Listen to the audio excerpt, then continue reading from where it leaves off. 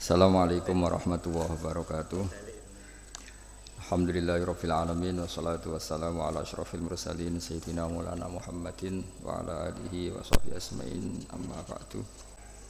Dulu Rasulullah sallallahu alaihi wasallam pernah mengingatkan kita semua akan hak-hak bertetangga atau hak-hak bersosial.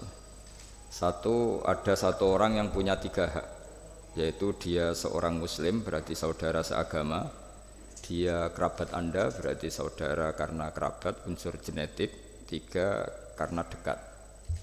Sehingga tetangga yang seperti ini punya 3 hak, yaitu hak satu agama, satu kerabat, dan satu komunitas. Kedua yang punya 2 hak, yaitu dekat dan seagama tapi tidak keluarga. Terus ketiga yang punya 1 hak, yaitu atas nama mereka dekat meskipun beda agama. Sehingga dari dulu Islam tidak pernah bermasalah ketika berteman sama non-muslim, sama komunitas yang macam-macam. Karena ketika kita bertetangga, siapapun dia itu punya 1 hak untuk kita berbuat baik sebagai atas nama tetangga, disebut hakul jar. Lalu lama-lama ada komunitas yang bernama negara, baik bersistem republik maupun bersistem kerajaan atau dengan sistem-sistem yang lain, yang mengharuskan kita bersosialisasi secara baik. Nah, lalu yang jadi ciri khas pesantren, ciri khas khazanah ulama adalah berbuat baik sama orang lain itu gampang. Gampangnya itu dimulai bahwa dengan berbuat baik itu kita dapat pahala. Kedua, dengan cara tawadhu. Tawadhu itu tidak merasa benar sendiri, tidak merasa superior sendiri, tidak merasa paling top sendiri. Ada beberapa paradok yang mungkin menjadi pelajaran kita. Mungkin di antara kita ada yang doktor, ada yang profesor, ada yang kiai alim, ada yang macam-macam pengusaha top. Tapi seringnya orang tuanya itu kadang-kadang tuh tidak tamat SD, tidak tamat SMP. Jadi orang nggak tamat SMP bisa mengkader atau menciptakan orang sampai doktor. Kadang-kadang kita yang dokter menjadikan anak naik kelas saja susah. Pertanyaannya yang pinter itu siapa gitu. Jadi orang awam bisa menjadikan anaknya alim, dokter, kiai. Tapi setelah kita dokter, karena mungkin hidup kita mapan atau jabatan kita mentereng, itu didik anak itu susahnya bukan main. Sehingga di sini orang harus berlatih kearifan. Dulu mungkin ketika kita kecil, karena dengan segala keterbatasan keluarga kita, juga komunitas kita atau zaman kita, itu yang menggerakkan kehidupan itu kearifan. Sehingga orang itu bawaannya sudah bijak, mengalami apa saja bijak. Misalnya enggak punya uang ya tetap punya harapan. Tapi kalau sekarang enggak, belum sudah ditabungkan, diasuransikan, sehingga orang itu kepercayaannya sama materi itu luar biasa, bergantung sama materi. Dan itu awal dari masalah ketika yang diangan-angan itu tidak ada, karena terlalu bergantung sama materi. Jika kita yang nekuni dunia ulama, nekuni dunia fikih, kita terus belajar bahwa orang-orang top itu dilahirkan dari kearifan, bukan dari hal yang bersifat materi. Kearifan ini penting. Saya beri contoh dulu, ada orang itu kholi itu dalam bahasa Arab artinya preman. Itu dia preman sekali. Ketika Nabi Isa jalan-jalan dengan Hawariyin, kaum pilihan, bawaannya orang soleh itu mulai dulu itu menarik, meskipun bagi orang yang tidak soleh. Jadi saya ulang lagi, bawaannya orang soleh itu auranya menarik, meskipun bagi yang tidak soleh. Singkat cerita, preman ini spontan ingin bergabung nderekno Nabi Isa dan Hawariyin ini. Tapi apa yang terjadi? Si Hawari ini, pendereknya Nabi Isa itu mempercepat jalannya karena beliau nggak mau sejajar dengan preman tadi. Si preman melambatkan jalannya karena nggak ingin setara atau segaris dengan yang Hawari, karena merasa tidak soleh. Masa orang tidak soleh kok jalan bersama orang soleh? Itu merasa nggak pantas. Lah yang Hawariyin merasa ingin cepat karena angkuhnya, nggak ingin jejer orang preman. Saat itu juga Allah memberi wahyu kepada Nabi Isa, wahai Isa, bilang ke santri kamu itu yang orang Hawariyin, semua kebaikannya saya hapus. Dan bilang sama yang preman itu, semua keburukannya tak hapus. Yang satu dihapus kebaikannya karena angkuh, yang satu dihapus kejelekannya karena tawadhu. Kata Allah, liyasta'nifa al-amalah, dua-duanya harus mulai dari nol untuk menjadi orang baik. Yang satu kehilangan semua kebaikannya, yang satu kehilangan semua keburukannya. Sehingga dari cerita-cerita kitab seperti ini di kitab Ihya, saya menyaksikan sendiri guru saya Kiai Haji Maimun Zubair, bapak saya mulai cerita orang-orang soleh dulu. Itu bertetangga dengan siapapun nggak masalah. Karena ada orang yang sedang fasik, sedang preman, sedang itu dibahasakan sedang itu nggak ada jaminan kalau berakhir dengan seperti itu. Jadi bagian dari kearifan kiai-kiai berbangsa dan bernegara karena tidak pernah menstigmasi bahwa orang lain itu lebih buruk ketimbang kita. Sehingga ya kita nyaman saja, nyaman berteman siapa saja karena kita tidak pernah punya perasaan lebih baik. Nah, di sini kenapa para kiai itu fleksibel berteman berbagai kelompok karena tidak pernah merasa lebih baik. Atau dalam bahasa terkenalnya disebut tawaduk. Jadi ketika orang merasa lebih baik maka akan ada keangkuhan ini melahirkan sentimen ini lama-lama menjadikan sosial yang nggak sehat, bisa chaos.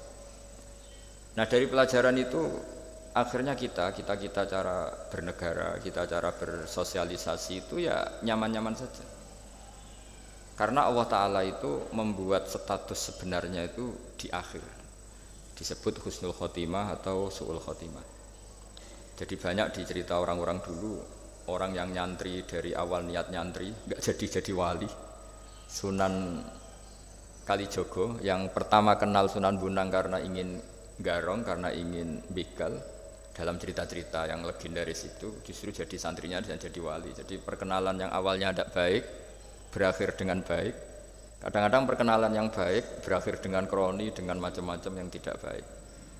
Nah, dari sekian peristiwa itu akhirnya para ulama menyimpulkan bahwa hanya biyadihi al-amru, hanya Allah yang bisa mengendalikan semua urusan.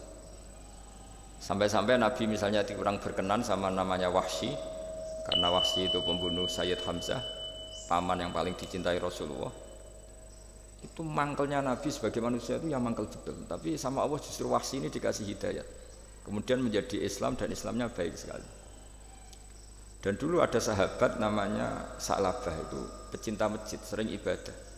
Tapi karena mungkin saking overnya atau gimana, dia trauma jadi orang soleh, malah jadi orang nggak benar. Cerita-cerita seperti ini itu memang nggak bisa digeneralisir, untuk curiga sama orang-orang soleh. Tapi saya pastikan cerita seperti ini itu melahirkan kearifan bahwa manusia itu akan selalu dalam tanda petik ketakutan, dalam kekhawatiran bahwa mereka tidak bisa mengakhiri hidupnya dengan baik. Sehingga di sini melahirkan kearifan, dan dari kearifan itu kita bernegara itu akan baik karena kita tidak mungkin menstigmasi kelompok lain itu sangat buruk atau sangat bahaya atau ancaman, karena kita sama-sama punya kearifan untuk berkawan, bersosialisasi. Dalam kitab-kitab yang saya baca, ini karena acara kampus, muhasabah yang sebenarnya itu ya dimulai dari hal-hal seperti ini. Saya sering baca kitab namanya kitab Al-Hikam. Itu beri satu pemikiran besar bahwa yang kita kira baik itu ya orang lain itu. Jadi kiai-kiai kecil itu kan lakunya itu ya di acara-acara kecil itu. Ya kalau kiai besarnya datang pasti ini enggak keduman itu. Jadi acara manakipan kok kiai besar datang, wong jadi lakon itu pendak ada acara gitu saja kok yang besar datang pasti jadi tidak laku itu. Ada acara seminar di SMP kok yang datang rektor Unifek itu kan terus nggak payu yang narasumber kecil-kecil itu. Jadi dibalik datang yang niatnya merakyat justru menutup atau memahjubkan orang-orang yang harusnya jadi aktor di situ. Itu kan ibarat kita bikin toko besar di daerah-daerah tertinggal, niatnya baik supaya daerah itu maju, kebutuhannya terpenuhi. Tapi ini yang retail-retail kecil menjadi terancam. Nah di sini terus ada kearifan dalam kitab hikam yang dijelaskan itu. Manusia itu siapa? Manusia itu orang yang saat baik saja itu ada jeleknya, apalagi saat jelek. Dulu bapak saya sering guyon itu, kalau ada imam masjid istiqomah jadi imam terus, sampai tua jadi imam tuh. Kan seringnya dipuji istiqomah. Tapi kata bapak saya itu, ya gara-gara dia istiqomah itu tidak ada kader, sampai orang lain frustasi jadi imam. Gitu. Jadi di balik istiqomahnya ini sebetulnya memahjubkan sekian kader imam gitu. Karena terus orang lain jadi imam nggak berani gitu. Dan akhirnya nggak ada kaderisasi. Tapi misalnya dia pelin-pelan juga tidak baik. Masa imam kok pelin-pelan kadang hadir kadang enggak. Orang yang terlalu mencintai istri juga gitu. Kalau terlalu harmonis pasti ibunya terancam, saudara-saudara keluarganya terancam, sehingga hubungan sosialnya dengan keluarganya kurang baik. Begitu juga dengan teman-temannya. Tapi kalau agama menyarankan dengan istri tidak mesra juga keliru, masa menyarankan begitu. Tapi kalau terlalu mesra pasti hak-haknya yang lain terganggu. Nah ini yang disebut muhasabah. Muhasabah itu kata kitab hikam, kita harus mengevaluasi bahkan dalam hal-hal yang tadi, yang baik. Termasuk dalam kitab itu dijelaskan bahkan minta surga saja atau minta neraka itu ya kadang-kadang kurang baik. Bukan karena mintanya yang kurang baik begini. Orang soleh, ini cerita orang soleh. Nanti orang-orang yang soleh itu kalau ketemu Allah itu masih digojlok lah, masih agak-agak disalahkan gitu. Kenapa kamu ibadah terus gitu? Gusti karena saya ingin masuk surga gitu. Yang satu ditanya, kenapa kamu ibadah serius? Karena saya takut masuk neraka gitu. Akhirnya Allah ngendikan masyhur itu dalam hadis. Laulam akhluk jannatan wala naron alam akun ahlan an uto'a. Lalu andaikan saya tidak bikin surga atau neraka, lalu kamu tidak nyembah saya. Berarti kamu nyembah saya karena saya bikin surga, saya bikin neraka. Andaikan saya tidak bikin surga atau bikin neraka, berarti kamu tidak nyembah saya. Kaget orang soleh ini. Padahal Allah selalu Tuhan meskipun tidak bikin surga dan tidak bikin neraka. Tapi orang bisa baik itu karena dimotivasi ada surga dan neraka. Tapi andaikan kita menyembah Allah karena surga karena neraka, problemnya lalu kalau Allah tidak bikin surga apa neraka, apa kita terus tidak baik, tidak menyembah Allah. Sehingga kalau di Quran itu ada fattakun nar, tapi ada fattakun ya ulil albab. Takutlah kepada saya kalau kamu punya akal. Jadi takutnya bukan kepada tidak masuk surga atau takut masuk neraka, tapi takutnya pada Allah Subhanahu wa ta'ala. Begitu juga hubungan kita dengan istri. Tidak muji istri itu gimana? Kita misalnya ditanya, kenapa kamu mencintai istri kamu? Karena dia cantik, karena dia baik. Sebenarnya kalimat itu bahayanya adalah berarti suatu saat Mas aku Esrayu kira seneng aku. Tapi kebetulan rata-rata istri ini diomongin gitu tuh bangga karena dipuji cantik. Padahal sebenarnya ini masalah. Kalau mencintai karena cantik suatu saat pasti tidak cantik. Artinya apa? Apapun pilihan kata kita sebenarnya ada banyak masalah. Karena tadi menurut kitab hikam manusia itu siapa? Orang yang saat baik saja itu ada jeleknya. Kalau kamu mencintai seseorang karena dia baik, berarti suatu saat kalau tidak baik kamu tidak cinta. Bukan karena kemanusiaan. Kalau kamu menyembah Allah karena surga, andaikan Allah tidak bikin surga, berarti kamu tidak menyembah Allah. Padahal enggak, kita menyembah Allah meskipun andaikan Allah tidak bikin surga, tidak bikin apa? Neraka.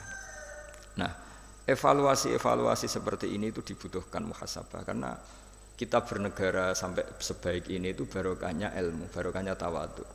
Tawadhu itu tidak pernah menvonis bahwa kelompok lain atau orang lain itu lebih baik ketimbang kita. Saya punya contoh, saya punya santri banyaklah cerita-cerita seperti ini yang tidak pati alim itu. Barokahnya ndak alim itu hidup di daerah-daerah tertinggal. Begitu juga di kampus lah, gara-gara dia tidak kumplot mungkin atau mahasiswa biasa mungkin hidup di daerah-daerah tertinggal.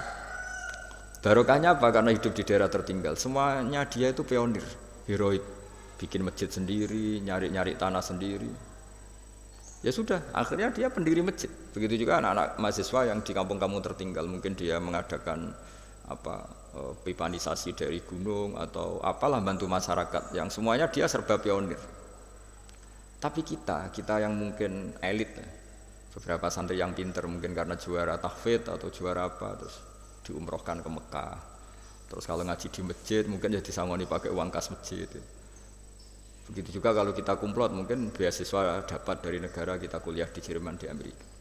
Nah nanti pertanyaannya ketika di akhirat itu bejo yang santri yang nggak pinter tadi, karena dia statusnya itu pendiri masjid, mengadakan masjid dari tidak ada menjadi ada. Sementara kita yang terhormat kadang-kadang hisabnya berat. Kamu ini kiai kok dapat salam template dari uang masjid. Jadi hubungan kita dengan ibadah itu mendapat, yang santri dapati pinter memberi. Mahasiswa juga gitu, mahasiswa yang kurang pinter itu hubungannya dengan negara memberi. Ada daerah tertinggal yang dia sebagai pemberinya. Pemberi itu artinya mengatur daerah situ yang tertinggal punya akses jalan, barokahnya dia, punya mata air, barokahnya dia. Kadang-kadang yang pinter hubungannya dengan negara mendapat. Nah di sini namanya muhasabah. Jadi ya tapi terus kita menyariatkan kalau gitu goblok saja Gus ya, jangan masa goblok disyariatkan gitu. Tapi kalau andaikan semuanya pinter tuh ya kacau. Dunia ini ya kacau. Karena hubungannya pasti inginnya mendapat, bukan memberi. Nah, barokahnya hal-hal seperti ini alhamdulillah di Indonesia TV itu juga sering memberi penghormatan kepada orang-orang yang pionir di daerah-daerah tertinggal. Nah ini penting saya utarakan supaya perasaan kita berbangsa dan bernegara itu jaga empati sama yang lain, jaga kehormatan, jaga. Saya sebagai kiai itu ya kadang-kadang itu nangis di depan Allah.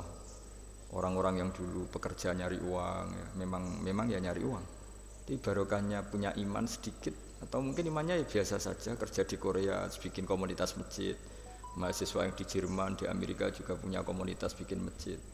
Padahal andai kan di kampungnya itu mungkin orang yang sering ngerasani kiainya. Kadang kurang cocok atau masjidnya kurang gimana. Jadi kalau di daerah yang Islamnya sudah sehat itu agak-agak komplain, kerannya buntu saja sudah geger. Tapi dia ketika di daerah nggak ada masjid berikhtiar untuk bikin masjid. Jadi komunitas kesolehan itu kadang-kadang kemapanan kalau terlalu lama itu hanya melahirkan orang ingin komplain. Tapi yang tidak mapan sama sekali malah melahirkan orang itu heroik. Ketika negara ini sehat, mungkin orang malah menuntut negara. Padahal sebelum berbentuk negara, orang semuanya ingin memberikan hartanya, bahkan nyawanya untuk memerdekakan Indonesia. Nah, sehingga pesan saya, ketika kita mapan pun itu dengan asumsi tidak mapan. Sehingga hubungan kita dengan institusi, dengan yayasan, dengan pesantren, dengan yang kita pimpin itu hubungan heroik, bukan hubungan mendapat. Saya termasuk orang yang sering dimintai nasihat-nasihat. Banyak rektor, banyak pejabat, juga banyak kawan kiai. Saya itu terobati itu yaitu semuanya kita, termasuk setelah mapan itu usahakan hubungan itu hubungan heroik. Sehingga inginnya memberi. Ya, di sini disebut wa mimma razaqnahum yunfikun. Orang baik itu siapa? Orang yang hubungannya itu ingin memberi, bukan ingin mendapat. Sehingga Rasulullah berkali-kali ngendikan al yadul ulya khairum minal yadis sufla. Di mana-mana itu tangan memberi lebih baik dibanding tangan meminta. Nah sekarang kenapa banyak problem di beberapa negara? Karena ketika orang terus pinter atau pinter lah, saya tidak perlu nyebut terus jadi apa. Hubungannya itu kalau sudah pinter jadi dosen elit harus dapat berapa, kalau kiai elit harus dapat berapa. Nah, itu kalau semuanya ingin mendapat, ini negara bisa pusing.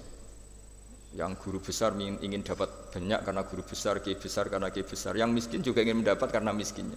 Nah kalau semua orang yang pinter, yang bodoh, setengah pinter, setengah bodoh hubungannya dengan negara ingin mendapat, ini negara bisa keteter. Tapi kalau hubungannya ingin memberi, atau kalaupun ingin mendapat ya sumbut lah, kalau orang Jawa sumbut dengan yang diberikan, itu insya Allah semuanya akan stabil. Jadi intinya agama ini menitik beratkan supaya hubungan kita dengan orang lain, dengan negara itu kalau bisa hubungannya itu ingin memberi, bukan ingin mendapat. Tapi kalau semuanya yang miskin merasa berhak mendapat karena miskinnya, yang guru besar karena guru besarnya, kiai besar karena kiai besarnya, semuanya menarik dirinya sendiri, ini akan kacau. Nah dulu zaman pra kemerdekaan atau kalau dalam Islam pra kemenangan, itu semua sahabat, semua saudara kita kalau dalam pra kemerdekaan ya semua orang Indonesia hubungannya sama negara itu inginnya memberi, sehingga negara ini bisa berdiri, bisa merdeka ketika sebelum ada institusi, belum ada tata struktur negara. Sementara negara sesehat apapun kalau hubungan masyarakatnya ingin mendapat itu berat. Nah, di sini heroiknya para leluhur kita bahwa mereka bisa melewati masa-masa sulit karena dengan mental ingin memberi. Ya memberi apa saja, entah pikirannya, entah keuangannya, bahkan kalau dulu nyawanya. Jadi ini yang saya titik beratkan. Sebelum saya tutup, saya ingin cerita ya tentang saya jelaskan. Jadi dulu perasaannya orang meskipun sesoleh apapun, sebaik apapun perasaannya itu ada saja salahnya. Sehingga kalau dalam makalah paling terkenal yang didawuhkan Rabi Adawiyah itu wastighfaruna yahtaju ilal sudah minta maaf sama Allah saja. Sebetulnya dalam minta maaf ini juga butuh istighfar lagi. Karena orang minta maaf itu kadang-kadang ya ingin mendapat yang lebih. Ada orang punya utang itu tanggungan sama istrinya karena sering masalah itu. Itu minta maaf itu ya supaya bisa utang lagi. Jadi gayanya minta maaf tapi supaya bisa utang lagi. Mungkin kita kalau punya utang sama orang lain gayanya minta maaf tapi supaya punya akses utang lagi. Itu namanya minta maaf tapi ada masalah. Nah jangan-jangan istighfar kita sama Allah juga gitu. Istighfar sama Allah tapi minta dimaklumi kalau salah lagi. Nah di sini karena masih ada tercampur mental seperti ini, kata Rabi Adawiyah wastighfaruna yahtaju ilal istighfar. Ketika kita istighfar itu masih butuh istighfar yang lain. Nah dalam kebaikan juga gitu.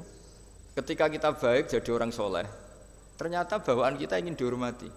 Dulu sebelum kita soleh itu ya kalau di majelis di belakang nggak tersinggung, nggak diperlakukan khusus, nggak tersinggung. Tapi setelah kita soleh, setelah kita kiai, setelah kita dosen, setelah kita rektor, kalau nggak duduk di depan tuh kayak nggak diregani. Itu ya termasuk mental-mental yang kurang baik kalau dalam ilmu tasawuf. Justru setelah kita terpelajar, malah permintaannya aneh-aneh. Padahal agama ini hanya mengajarkan wa ma umiru illa liya'budu wa mukhlishina lahuddin. Agama ini hanya mengajarkan kalau ingin jadi orang soleh yang ikhlas. Kalau ingin jadi dosen, ya dosen yang ikhlas. Kalau ingin jadi guru, ya guru yang ikhlas. Karena biaya ndak ikhlas itu mahal sekali. Dan kalau sudah mahal sekali ini negara bisa jebol, sistem sosial bisa jebol. Jadi ini hal-hal yang khas kiai karena kalau dalam bahasa Rasulullah SAW, antum a'lamu bi umuri dunyakum. Kamu lebih tahu tentang urusan yang kamu geluti. Tapi kalau urusan akhirat, urusan agama mungkin karena kita yang menekuni itu mungkin kita lebih tahu. Nah, di antara ilmu yang saya utarakan hari ini, sore ini bahwa orang soleh sendiri itu sebetulnya nanti masih ditanya sama Allah tadi. Kenapa kamu nyembah saya? Karena ingin masuk surga. Kenapa kamu nyembah saya? Takut neraka. Lalu kamu tidak hormat saya, kata Allah. Ketika saya tidak bikin surga, tidak bikin neraka. Akhirnya mereka sadar bahwa ibadah itu harus murni karena Allah Subhanahu wa ta'ala, bukan karena takut masuk neraka, juga bukan karena ingin masuk surga. Ya sama seperti kita mencintai anak kita, yaitu sebagai karena anak kita. Jangan karena anak kita ringkeng satu, anak kita kumplot, lalu terus kita membiarkan anak kita saat ada anak kelas. Toh tetap anak kita. Saya mencintai suami saya karena dosen penghasilannya banyak, lalu suatu saat kalau ada masalah di PHK atau ada masalah terus tidak suami kamu. Makanya di sini agama itu sangat menyarankan kesejatian. Jadi dia suami kita, dia anak kita, apapun kondisinya. Nah kira-kira gitulah, ikhlas itu kira-kira seperti itu. Jadi jangan sampai alasan-alasan yang bersifat materialistik itu yang menjadikan kita mencintai istri karena cantik, mencintai suami karena hasilnya besar. Suatu saat kalau itu berubah, kita akan masalah. Nah, di sini agama menyarankan ikhlas, ikhlas, ikhlas. Makanya semua kitab di khazanah kita dimulai bab niat. Bab niat itu begini. Sehingga ada seorang yang tanya, kenapa ahli surga masuk surga selamanya padahal amalnya paling banter 80 tahun. Tetapi kenapa ahli neraka akhirnya masuk neraka sampai selamanya padahal kalaupun dia bejat hanya 80 tahun. Itu dijawab oleh ulama-ulama. Orang mukmin itu berkomitmen akan iman andikan hidupnya selama-lamanya sehingga dibalas dengan masuk surga selama-lamanya. Sementara orang yang fasik, yang berbuat hanya mengumbar nafsu, bayangan dia kalaupun hidup 1000 tahun ya akan begitu terus. Dan dia ketika mati dengan status dia berencana andaikan sehat maksiat terus. Karena punya rencana seperti itu diganjar neraka yang selamanya lama. Maka saya mohon niat ini juga yang harus mengilhami para rektor, para dosen. Andaikan sudah ada jabat pun tetap berkomitmen pada institusinya, pada yayasannya. Jangan kalau jabat serius, kali tidak jabat malah ganggu. Itu enggak boleh. Harus saya sendiri juga gitu. Saya populer apa enggak, saya keren apa enggak, saya akan berkomitmen tetap mengkhidmati agama ini. Nah, dengan seperti itu berarti sudah biniyatin solihatin, punya niat yang baik. Tapi saya mohon sekali komitmen ikhlas ini dan tawadhu ini. Karena bernegara itu kalau negara mungkin jaganya kan lewat tentara, lewat polisi, lewat institusi, lewat aturan-aturan itu semua orang supaya merasa tertib.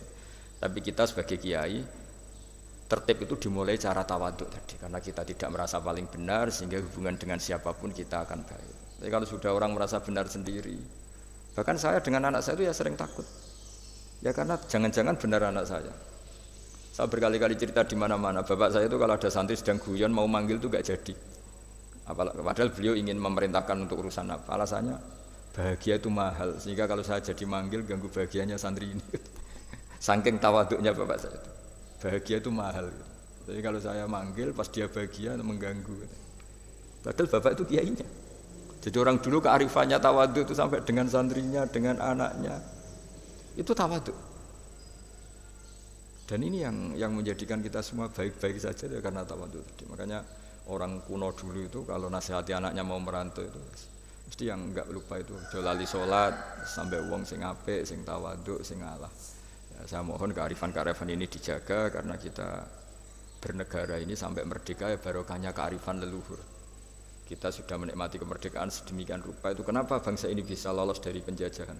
Karena orang-orang luhur dulu itu nasihatnya tunggal tadi. Kita patriotik, kita heroik, hubungan dengan negara memberi, sehingga terus bisa merdeka. Coba kalau dulu sudah latihan merdeka, hubungannya mendapat, geger rebutan aset, rebutan apa saja bisa habis kita sebagai bangsa. Saya kira demikian. Wassalamualaikum warahmatullahi wabarakatuh.